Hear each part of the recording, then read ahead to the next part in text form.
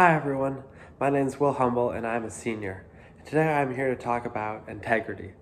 And I think integrity is extremely important. And I kind of think of it as an unwavering commitment and belief to what you believe in and what you think is right. And I think one of the most important parts about it is it doesn't change. No matter the circumstances, no matter the situation, you have to be able to hold firm to what you believe in.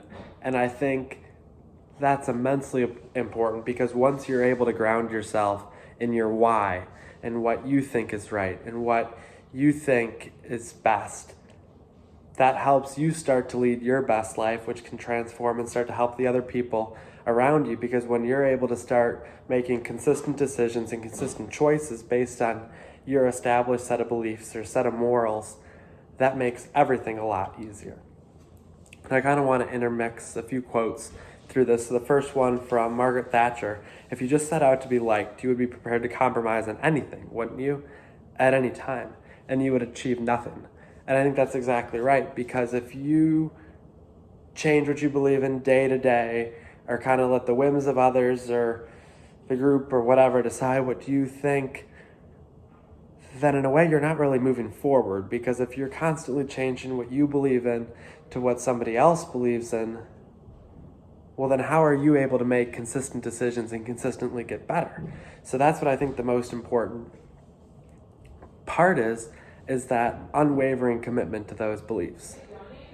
But at the same time, it has to be your beliefs, not what your parents think, not what your teachers think, not coaches, not friends, not what seems to be cool or anything else. You have to believe in yourself and what you believe, because at the end of the day, you're kind of all you got. And if you don't have that core set of beliefs guiding you, then it gets a lot trickier to make the right decisions and do the right things in the future. So kind of the second quote I had to fit this comes from Frederick Douglass. He talks about, "I prefer to be true to myself, even at the hazard of incurring the ridicule of others, rather than to be false and to incur my own abhorrence." And that makes all the sense in the world, right? If you're so busy trying to be somebody else or make your decisions based on somebody else's values, then what's really left when you look in the mirror or go to bed at night? And what's kind of guiding you then? So how important it is to go back to your why and your grounding set of beliefs.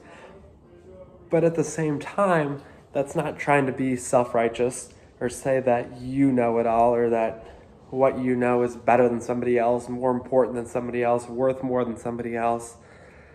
None of that. Everybody has their own guiding sense of principles, and it's all right if people have different ideas of the same things or different ways they guide themselves in similar situations. That's one of the great ways that makes the world go round. And I think that leads into kind of the next quote I had, is that persons of high self-esteem are not driven to make themselves superior to others. Their joy is being who they are, not in being better than someone else. And that makes all the sense in the world, right? When you're able to have the genuine satisfaction of being yourself, that's what's going to make a difference to you, instead of trying to change based on the day, based on who you're hanging out with, based on what your parents think.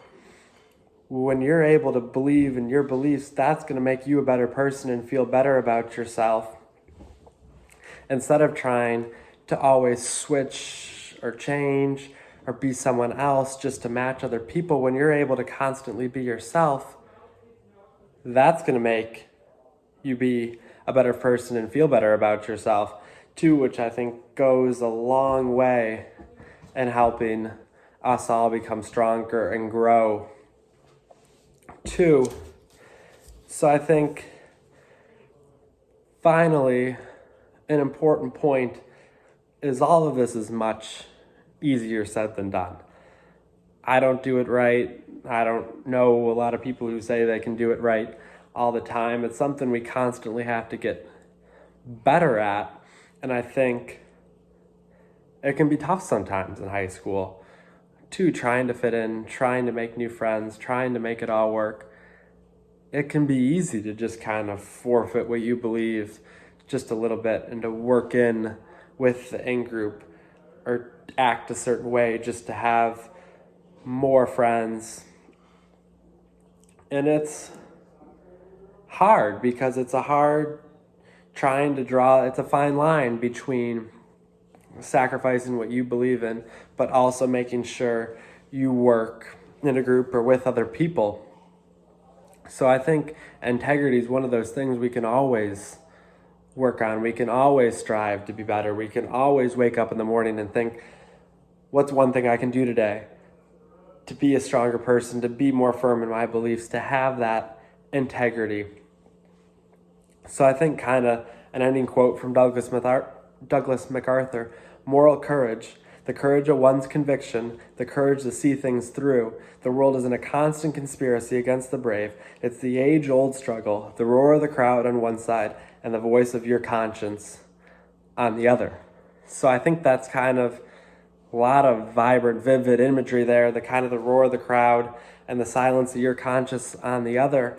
And I think that's kind of a good point to end with and to kind of think about as we have entered the new year and finish up this next semester. And some of us go on to college, some of us continue on in our next year at West. But as we think of how can we make ourselves, our community, our world a better place, just kind of always come back to, is that struggle going towards the roar of the crowd, or are we leaning into our own conscience? And if the side is maybe winning that we don't want to, what are we doing to change that, and how are we making better? So thank you for listening. I hope you all have a great day and a great rest of the year.